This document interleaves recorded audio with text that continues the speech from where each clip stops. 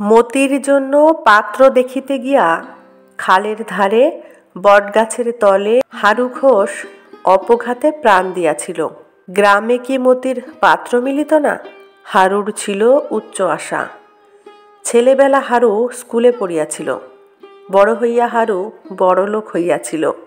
তারপর গরিব হইয়া পড়িলেও মনটা হারুর বিশেষ বদলায় নাই। গাওদিয়ার গোপ সমাজ পরিহাস করিয়া তাহাকে বলিত ভদ্দর লোক, বিশেষ করিয়া বলিত নিতাই।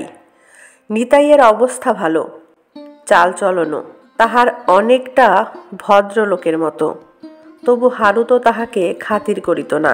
নিতাইয়ের এক ভাগ্নে আছে, তার নাম সুদেব।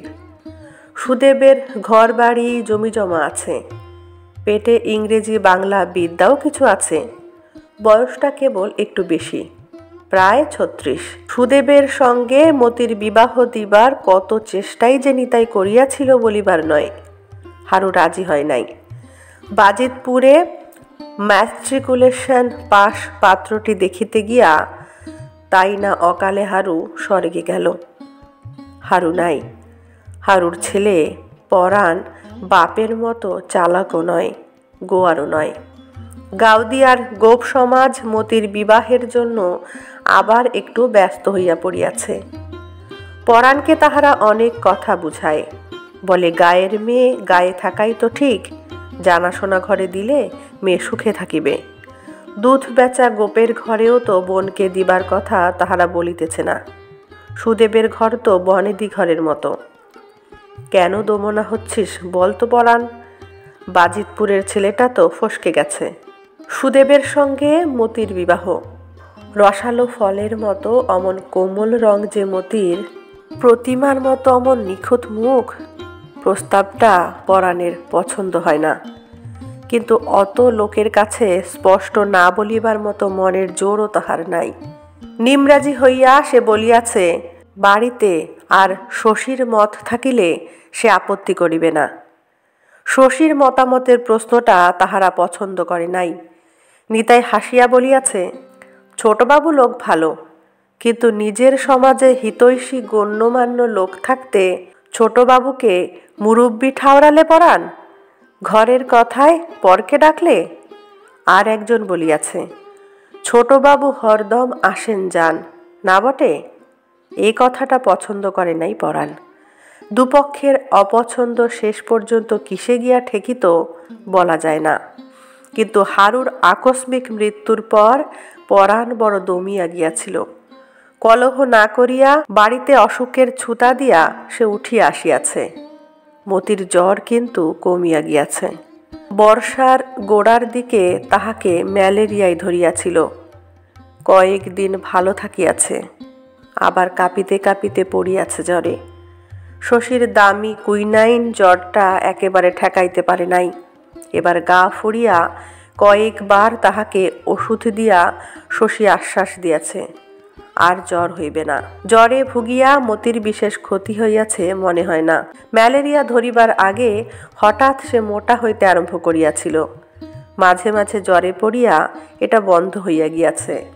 মতির সুন্দর গড়নটি চর্বিতে ঢাকিয়া গেলে বড় আফসোসের কথা হইত। এখনো প্রতি সপ্তাহে মতিকে শশী একটা করিয়া ইঞ্জেকশন দেয়। সকালে বাড়িতে যে কজন রোগী আসে তাদের ব্যবস্থা করিয়া কালো ব্যাগটি হাতে করিয়া সে যখন হারু ঘোষের বাড়ি যায়, হয়তো তখন বেলা হইয়াছে, সমস্ত উঠান ভরিয়া গিয়াছে রোদে। মতির ভীত শুকনো মুখ দেখিয়া শশী হাসিয়া বলে, এতবার দিলাম এখনো তোর ভয় গেল না মতি? কোন হাতে নিবি আজ? স্পিরিট দিয়া ঘষিলে মতির বাহুতে ময়লা ওঠে। শশী বলে, বড় নোংরা তুই মতি, গায়ে সাবান দিতে পারিস না? ইঞ্জেকশন দিয়া শশী দাওয়ায় বসে। পরাণ বলে, একটা পরামর্শ আছে ছোটবাবু।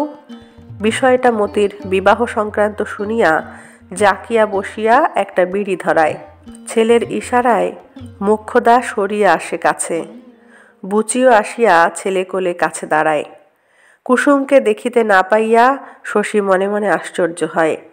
পূবের ভিটার ঘরখানার ছায়া ঘরের মধ্যেই সংকুচিত হইয়া গিয়াছে। পরাণের কথা শুনিতে শুনিতে প্রতি মুহূর্তে শশী আশা করে পূবের ওই ঘরের ভিতর হইতে হয়তো দু চোখে গাঢ় স্থিমিত ছায়া সঞ্চয় করিয়া কুসুম হঠাৎ বাহির হইয়া আসিবে। পরমাত্মীয়দের এই সভার এক প্রান্তে দাঁড়াইয়া থাকিবে পরের মতো। তার সাড়া পাইয়া কুসুম যে কলসিটা তুলিয়া ঘাটে চলিয়া গিয়াছিল শশী তাহা কেমন করিয়া জানিবে। পরাণের বক্তব্য শেষ হইয়া আসিলে কুসুম ভিজা কাপড়ে উঠানের রোদে পায়ে দাগ আঁকিয়া পূবের ঘরের ছায়ার মধ্যে ডুবিয়া যায়। রান্নাঘরের পোড়া ডালের গন্ধে চারিদিক ভরিয়া যাওয়ার পর ঘর হইতে সে আর বাহির হয় না।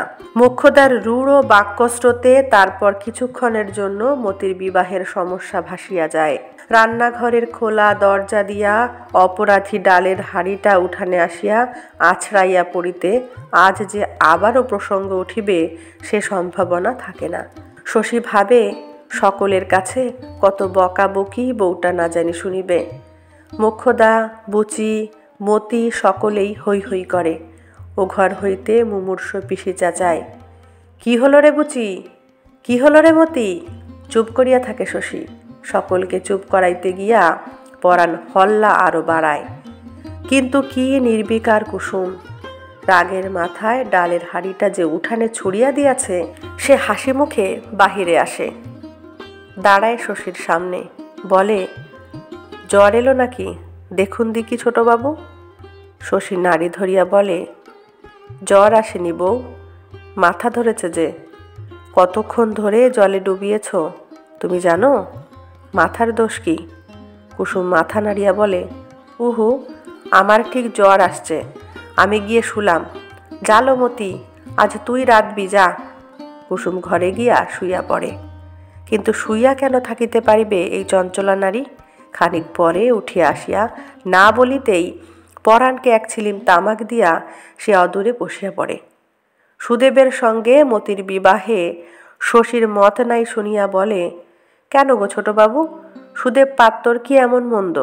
পুরুষ মানুষের আবার বয়স, সতীন কাটা তো নেই, ঘরে পয়সা আছে লোকটার, মেয়ে সুখে থাকবে।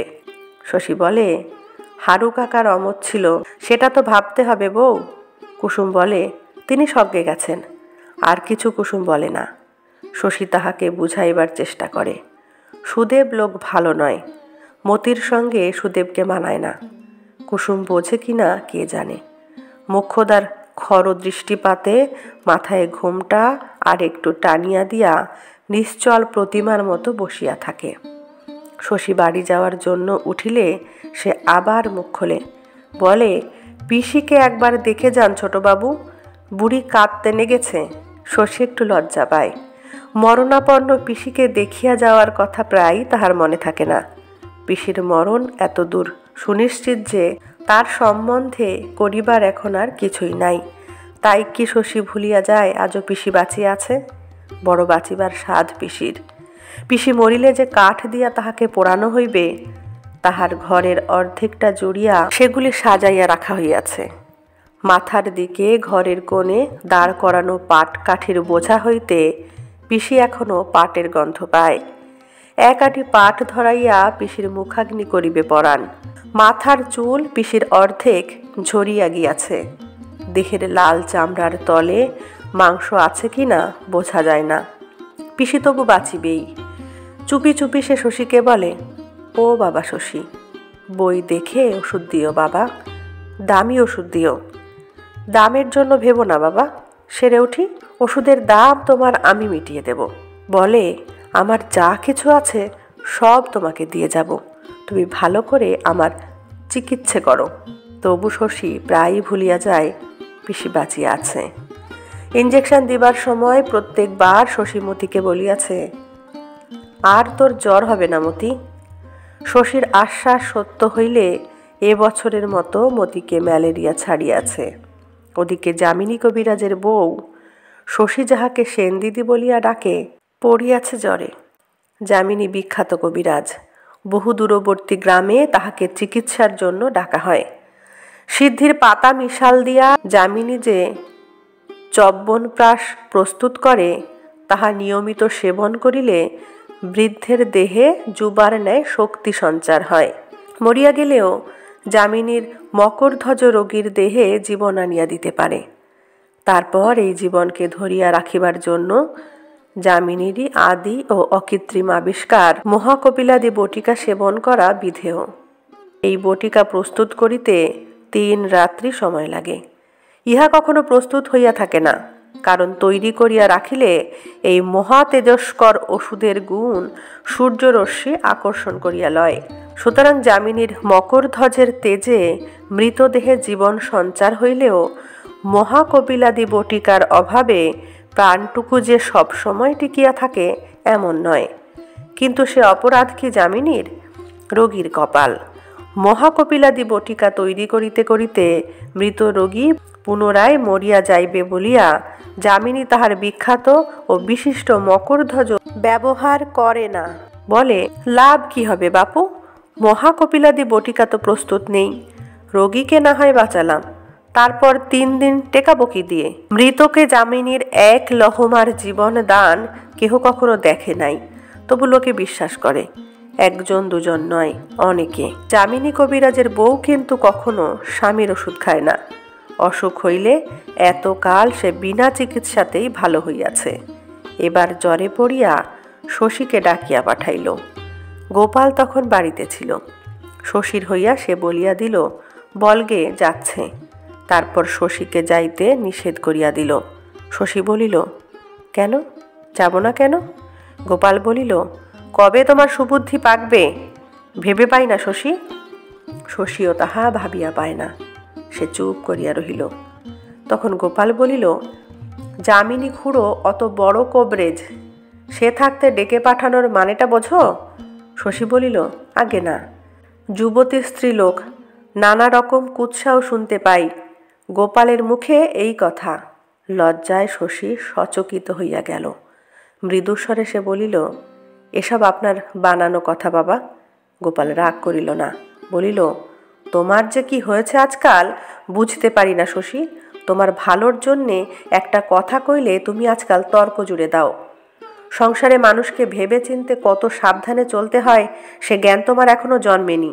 এই তোমার উঠতি পসারের সময়, এখনই একটা বদনাম রটে গেলে এও কি তোমায় বলে দিতে হবে? তুমি চিকিৎসার ভার নিলে বলা বলি করবে না লোকে? যামিনী কবিরাজ থাকতে তুমি ছেলে মানুষ, তোমার কেন অত মাথা ব্যথা? সবার বাড়িতে মেয়ে ছেলে থাকে, এরপর কে আর ডাকবে তোমায়? শশীর রাগ হইতেছিল, কিন্তু শৈশব ও কৈশোরের এই জমটিকে ভয় করা তাহার সংস্কারে দাঁড়াইয়া গিয়াছে। গোপালের তীক্ষ্ণ ও অপলক দৃষ্টিপাতে সে চোখ নামাইয়া লইল। গোপাল আবার বলিল, যামিনী খুড়োর ইচ্ছেও নয় তুমি ওদের বাড়ি যাও। শশীর নীরবতায় গোপাল খুশি হইয়াছে। বয়স্ক উপযুক্ত সন্তানকে বশ করা জগতে এত বড় জয় আর নাই। আজকাল নানা ছোট বড় ব্যাপারে শশীর সঙ্গে গোপালের সংঘর্ষ বাঁধিতেছিল। কলহ বিবাদ নয়, তর্ক ও মতান্তর, আদেশ ও অবাধ্যতার বিরোধ। আজ তবে শশী বুঝিতে পারিয়াছে, সাংসারিক বুদ্ধিতে বাপের চেয়ে সে ঢের বেশি কাঁচা। গোপাল এখনো তাহাকে পরিচালনা করিতে পারে। গোপাল আরও অনেক কথা বলিল, শশী নীরবে শুনিয়া গেল। শেষে তাহার কঠিন মুখের ভাব দেখিয়া আর কিছু বলা ভালো হবে না মনে করিয়া গোপাল থামিল। খাওয়া দাওয়ার পর শশী গেল যামিনী কবিরাজের বাড়ি। শশীকে দেখিয়া যামিনী কবিরাজ খুশি হইল না। সদর বাড়িতে সে তখন মুখে মুখে 2টি ছাত্রকে ওষুধের প্রস্তুত প্রণালী শিখাইতেছিল। পাশের চালাটায় বুঝি সিদ্ধ হইতেছিল পাচন। গন্ধে চারিদিক ভরিয়া গিয়াছে। শশীকে দেখিয়া যামিনী চশমা খুলিয়া বলিল, কি মনে করে শশী, বসো। শশী বলিল, সেনদিদির অসুখ শুনলাম ঠাকুরদা, একবার দেখা করে যাই। অসুখ? যামিনী হাসে। কার কাছে শুনলে? জ্বর বুঝি হয়েছিল একটু কাল? না রে কুঞ্জ, আজ অসুখ কোথা? তবে বুঝি কোনো কাজে ডেকেছেন বলিয়া শশী ভিতরে গেল। সেনদিদি শুইয়াছিল, আচ্ছন্ন অসুস্থ মৃতকল্প সেনদিদি। গায়ের উজ্জ্বল রং লাল হইয়া হাতের অনন্তের রঙের সঙ্গে মিশিয়া গিয়াছে। সারা গায়ে আরও সব অস্পষ্ট চিহ্ন। শশী যা চেনে। শশীর মুখ শুকাইয়া গেল। শরতের গোড়ায় এ রোগ সেনদিদি পাইল কোথায়? গাউদিয়া গ্রামে, কলিকাতা শহরে, দেশে বিদেশে কোথাও শশী যার মতো রূপসী দেখে নাই। শুধু রূপের জন্যই হয়তো যে মিথ্যা কলঙ্ক কিনিয়াছে, এ কি রোগ ধরিয়াছে তাহাকে। শশীর ডাক শুনিয়া যামিনী কবিরাজের বউ চোখ মেলিয়া তাকাইয়া কাঁদিতে কাঁদিতে বলিল, তুমি এতদিনে এসেছ শশী? আমি যে মরতে বসেছি শশী। কি অসুখ করেছে কিছু জানি না, জ্বরে অচৈতন্য হয়ে থাকি, গায়ের ব্যথা সইতে পারি না। আমি খবর পাইনি সেনদিদি, কাকে দিয়ে খবর পাঠাবো? কেউ কি আসে আমার কাছে? সেনদিদি চোখ মেলিতে পারে না, চোখের কোণ দিয়া জল গড়াইয়া পড়ে। শশী বিছানায় বসে সেনদিদির গায়ের তাপ পরীক্ষা করে। কি করিবে ভাবিয়া পায় না। যামিনী অসুখের কথা গোপন করিবার চেষ্টা করিয়াছিল। এ পর্যন্ত চিকিৎসারও হয়তো কোনো ব্যবস্থা হয় নাই। আজকাল তাহার কি হইয়াছিল? সেনদিদির খবর লইত না কেন? এই মলিন দুর্গন্ধ চাদরে আজ কত দিন না জানি তাহার সেনদিদি বিনা চিকিৎসায় পড়িয়া আছে। এতটুকু সেবা করিবারও কেহ থাকে নাই। শশী কিছু বুঝিতে পারে না। যে রূপের জন্য পৃথিবীর লোক উন্মাদ, স্ত্রীর যে সৌন্দর্য মানুষ তপস্যা করিয়া পায় না, যামিনী তাই পাইয়াছে। বুড়া বয়সে সে তো স্ত্রীর দাস হইয়া থাকিবে। কি জন্য তাহার এই বিকৃত নিষ্ঠুর অবহেলা কে জানে। হয়তো সীতা আর হেলেন আর ক্লিওপেট্রার মতো যার অসাধারণ রূপ থাকে, তাকে ঘিরিয়া খাপছাড়া কাণ্ডই ঘটিতে থাকে জগতে। খানিক পরে যামিনী ঘরে আসিল, মুখ ভার করিয়া বলিল, এখনো তুমি বসে আছো শশী? আমি ভাবলাম তুমি বুঝি চলে গেছ। শশী বলিল, ঠাকুরদা বাইরে আসুন একবার। বাইরে গিয়া বলল, সেনদিদির অসুখ কি আপনি ধরতে পারেননি ঠাকুরদা? যামিনী কবিরাজ বলিল, হাসির কথা বললে বটে শশী, 40 বছর কোবরেজি করছি, 3টে জেলায় যামিনী কোবরেজের নাম জানে না এমন লোক নাই। আমায় তুমি শুধোচ্ছ? রোগ ধরতে পারিনি, এক নজর তাকালে রোগ নির্ণয় হয়। ও আর হয়েছে ম্যালেরিয়া। ম্যালেরিয়া নয় ঠাকুরদা, বসন্ত। শশী বলিল, হ্যাঁ বসন্ত? শরৎকালে বসন্ত? বলিল যামিনী কবিরাজ। বলিল বটে, যামিনীর মুখে কালি পড়িয়াছে কিসের। শশীর কাছে যামিনী যেন অভিমান করিতেছে। একটা পাণ্ডুর ভয় আর কালো চিন্তার রাশিকে গোপন করিবার অভিনয়। শশী কড়া সুরে বলিল, আমি সেনদিদির চিকিৎসার ভার নিলাম ঠাকুরদা। ছি ছি, আজ পর্যন্ত কিছুই করেননি। খায় নাকি আমার ওষুধ? শশী ঘরে গিয়া বসিল।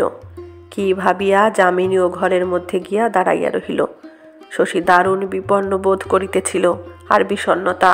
কয়েকদিন আগে সাতগাঁয়ে সে একটি বসন্তের রোগী দেখিতে গিয়াছিল। তাহাকে শশী বাঁচাইতে পারে নাই, বাঁচাইবার চেষ্টাও সে করিতে পারে নাই। তাকে ডাকা হইয়াছিল একেবারে শেষ মুহূর্তে। শেষ পর্যন্ত রোগীর চিকিৎসা করিয়াছিল সাতগাঁর কবিরাজ যামিনীর পূর্বতন ছাত্র ভূপতিচরণ। শশীর হঠাৎ মনে পড়িয়াছে, সেই রোগীটি মারা যাইবার পর যামিনী হাসিয়া বলিয়াছিল, আমার ছাত্র যাকে ছাড়পত্র লিখে দিল তাকে বাঁচাবে শশী, আমাদের শশী। শশী প্রাণ দিয়া সেনদিদির চিকিৎসা ও সেবা আরম্ভ করিল। অন্য রোগীরা তাহাকে ডাকিয়া পায় না। বাড়িতে কারো জ্বর জ্বালা হইলে চোখের পলকে পরীক্ষা শেষ করিয়া সে ওষুধ দেয়, না বলিলে আর খবর নেয় না। বন্ধু বান্ধব, আত্মীয় স্বজন সকলকে সে অবহেলা করে। যায় না হারু ঘোষের বাড়ি বিনা কাজে অথবা মতিকে ইঞ্জেকশন দিতে। কুসুম ভাবিল, শশী বুঝি রাগ করিয়াছে। তালবনের তালপুকুরে পদ্ম তুলিতে গিয়া মতি আশা করিতে লাগিল, ছোটবাবু আজ নিশ্চয় আসবে, ছোটবাবুকে এক ডালা পদ্ম দেব। কিন্তু কুসুমের মনে শশীর উপর রাগ কমিল না। মতির পদ্ম ফুলের বিচি দিয়া রাধা হইল তরকারি। শুধু সেনদিদির ব্যবস্থা করিতে হইলে শশী হয়তো চারদিকে তাকানোর সময় পাইত। চিকিৎসা আরম্ভ করিয়া এ বাড়িতে গোপালের এবং ও বাড়িতে যামিনীর উপদেশ, সমালোচনা ও বাধাদানের বহরে সে বিপন্ন ও বিব্রত হইয়া রহিল। ব্যাপারটা সে ভালো বুঝিতে পারে না। সময় সময় তাহার মনে হয় তাহার চিকিৎসায় ওদের শ্রদ্ধা নাই। এই কথাটা এমনিভাবে প্রকারান্তরে তাহাকে জানাইয়া দেওয়া হইতেছে, কিন্তু চিকিৎসার আর কোনো ব্যবস্থাও তো নাই। ভালো হোক মন্দ হোক, তার চিকিৎসাকে ছাটিয়া ফেলার মধ্যে যুক্তি আছে কোনোখানে? আমার ওষুধ খায় না বলিয়া যামিনী নিজে চিকিৎসা করিতে রাজি নয়। ওরা মারিয়া ফেলিতে চায় নাকি সেনদিদিকে? তাই বা কেন চাহিবে? তাছাড়া যামিনীর এই লজ্জাকর পাগলামিতে গোপাল এভাবে সাহায্য করিতেছে কেন? তার স্বার্থ কি? ব্যাপার যত রহস্যময় হোক, শশী একা সেনদিদির 3টি জমের সঙ্গে লড়াই করিতে লাগিল। যামিনীকে সে জিজ্ঞাসা করে, বড় গোল শিশির ওষুধ কি হলো ঠাকুরদা? যামিনী বলে, 3 দাগ ছিল না, খাইয়ে দিয়েছি। কি যে সব ওষুধ তোমার শশী! সব ওষুধে হয় মদ নয় সিরাপের গন্ধ। শশী সভয়ে বলে, খাইয়ে দিয়েছেন? গোল শিশির ওষুধটা খাইয়ে দিয়েছেন? তা দিলাম বই কি। ছটফট করছিল দেখে ভাবলাম তোমার রোগী তোমার ওষুধ দিই খাইয়ে।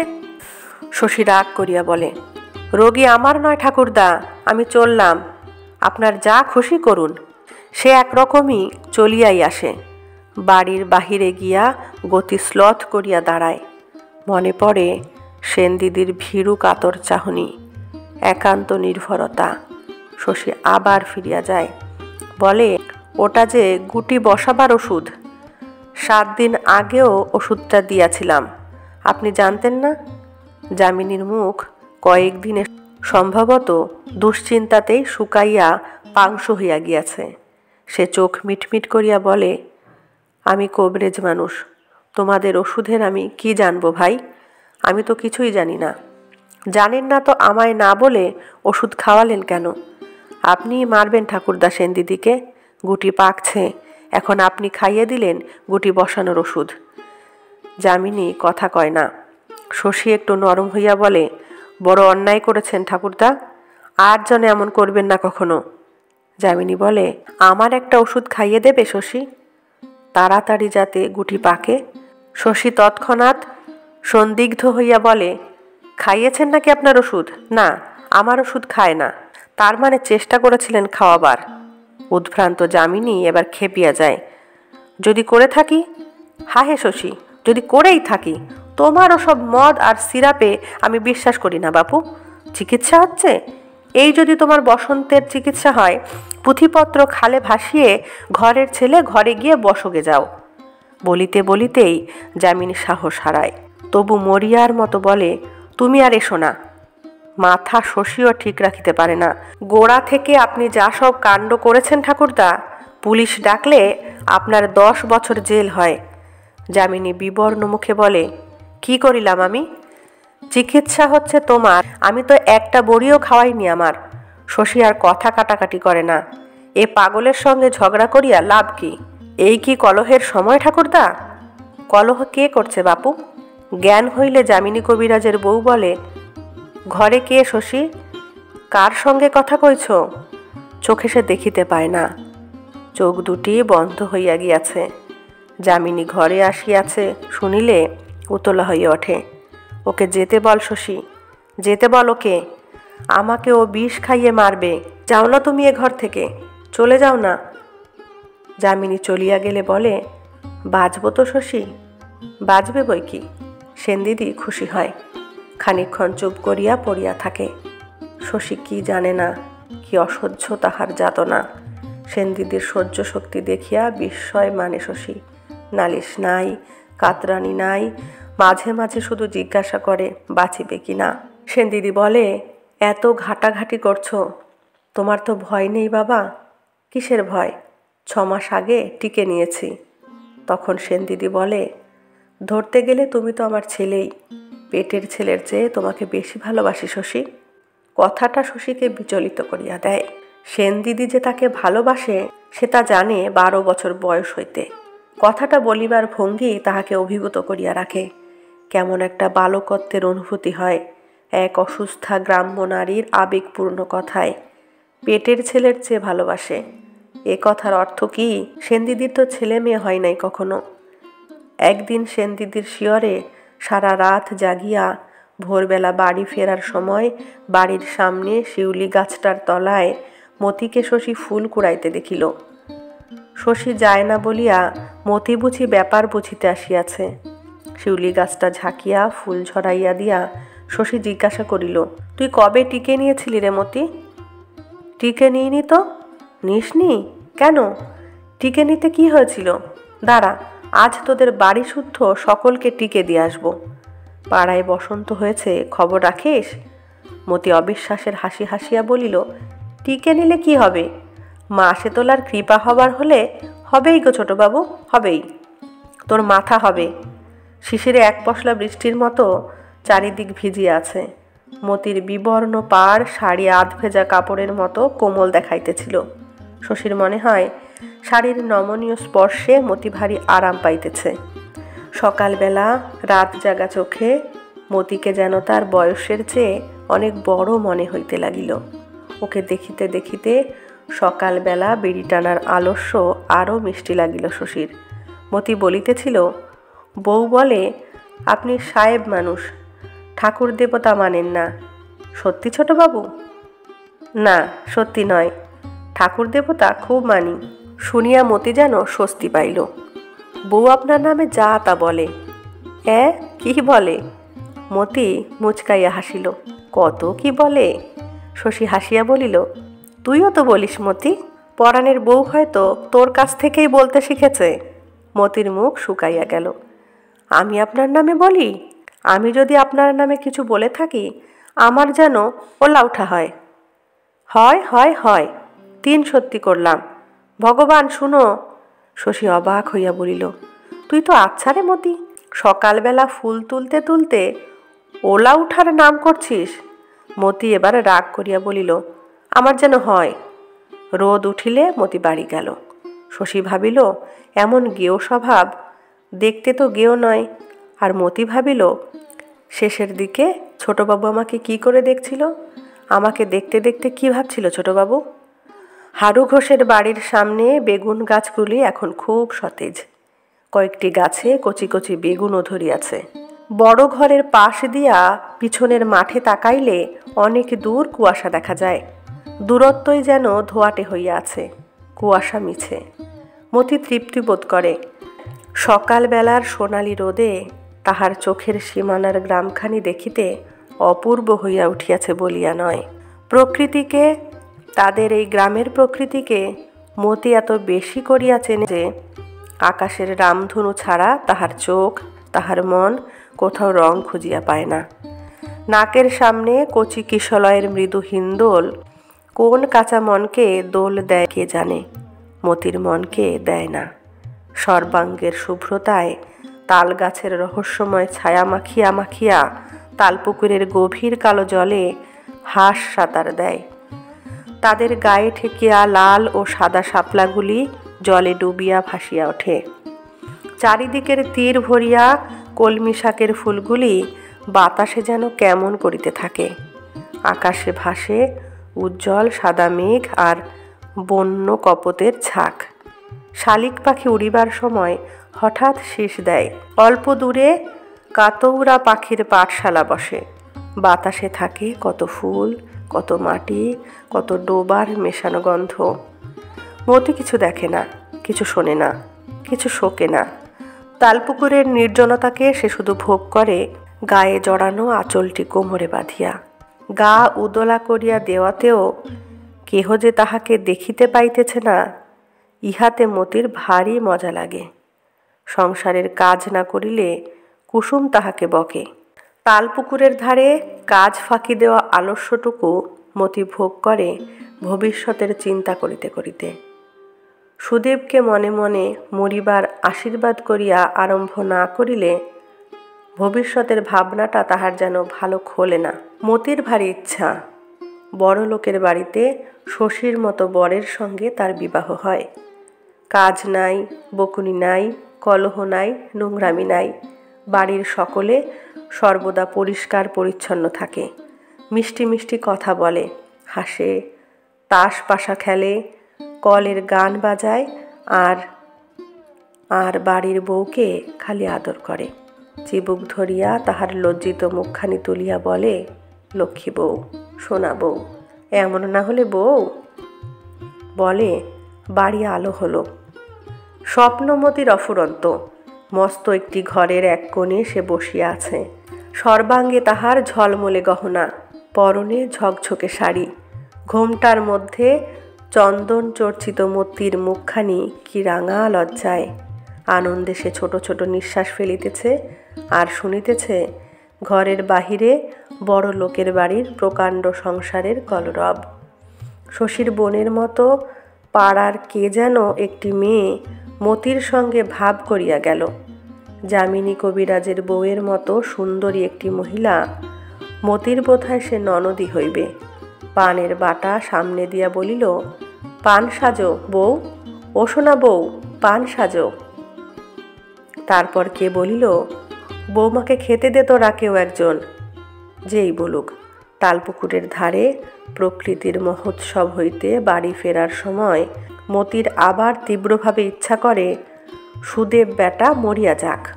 কুসুমের সঙ্গে আজকাল প্রায় ঝগড়া বাঁধে মতির। সকলের অগোচরে মতিকে কুসুম শশীর কথা তুলিয়া অন্যায় পরিহাস করিতে আরম্ভ করিয়াছে। বলে, শরীর খারাপ লাগছে মতি, তাই চুপ করে বসে রয়েছিস?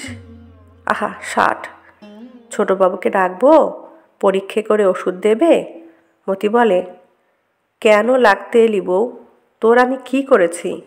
কুসুম বলে, চোখ ছলছল করছে, দেখলে ছোটবাবুর বুক ফেটে যাবে। মতি বলে, জমের অরুচি, মর তুই মর। কুসুম তবু বলে, জানিস লো মতি, রাতে তোর কথা ভেবে ছোটবাবুর ঘুম হয় না। বসে বসে মালা জপ করে, মতি মতি মতি। সুদেবের সঙ্গে তোর নিকে হয়ে গেলে ছোটবাবু তালপুকুরে ডুবে আত্মহত্যা করবে। তুই তালপুকুরে ডুবে মর, মরে শাকচুন্নি হয়ে থাক। মতির স্থান ত্যাগ করিতে যায়। কুসুমের সঙ্গে সে কথাই পারিবে কেন? কুসুম তাহাকে রেহাই দেয় না। খপ করিয়া মতির হাতটা সে ধরিয়া ফেলে। মুখের কাছে মুখ লইয়া গিয়া অপলক চোখের তারা স্থির রাখিয়া কথাগুলিকে দাঁতে কাটিয়া বলে, লজ্জা নেই তোর? এত বড় ধেড়ে মেয়ে তুই, লজ্জা নেই তোর? পেটে ভাত জোটে না? গয়লার মুখ্য মেয়ে তুই। ছোটবাবুর তুলনায় তুই ছোট লোক ছাড়া কি? অত তোর পাকামি কিসের? অমনি করিস বলেই তো বিরক্ত হয়ে ছোটবাবু আর আসে না। তারপর মতি কুসুমের হাত দেয় কামড়াইয়া। তাহাকে ছাড়িয়া দিয়া দংশিত হাতখানা ঘুরাইয়া ফিরাইয়া কুসুম দাঁতের দাগগুলি ভালো করিয়া দেখে। কামড়ালি? আমাকে তুই কামড়ালি? দাঁড়া, তোর আমি কি করি দেখ। কি করিবে? কুসুম তাহার কি করিবে? বুক দুরু দুরু করে মতির। ছোটবাবুকে যদি বলিয়া দেয়? মতির মনে হয় সে কুসুমের হাত কামড়াইয়া দিয়াছে শুনিলে ছোটবাবু ভয়ানক রাগ করিবে। খানিক পরেই সে কুসুমের আশেপাশে ঘোরাফেরা আরম্ভ করিয়া দেয়। এক সময় সাহস করিয়া বলে, লেগেছে বউ, দেখি। কুসুমের ক্ষমা নাই। সে ভেঙাইয়া বলে, লেগেছে বউ, কামড়ে দিয়া ন্যাকামি করতে এলেন? মতি দাওয়ায় আসিয়া খুঁটি ধরিয়া দাঁড়ায়। ভাবে, বউ কি ভীষণ মেয়ে, ও ঠিক বলে দেবে। পিসির ঘরে খোলা দরজা দিয়া পিসিকে দেখা যায়। পিসির আজকাল কথা বন্ধ হইয়া গিয়াছে। কথা বলিতে গেলে গলায় ফ্যাস ফ্যাস আওয়াজ হয় মাত্র, কিছুই সে বলিতে পারে না। মতিকে দেখিয়া সে হাতের ইশারায় তাহাকে কাছে ডাকে। মাথা উঁচু করিয়া বারবার ব্যাকুলভাবে মুখের ফাঁকে আঙুল ঢুকাইয়া পিপাসা জানায়। দেখিতে পাইয়াও মতি কিন্তু অনেকক্ষণ নড়ে না। বলে, যাই গো যাই, অত ব্যস্ত কেন? মোক্ষদা জিজ্ঞাসা করে, কে ডাকেলো মতি? পিসি, জল খাবে।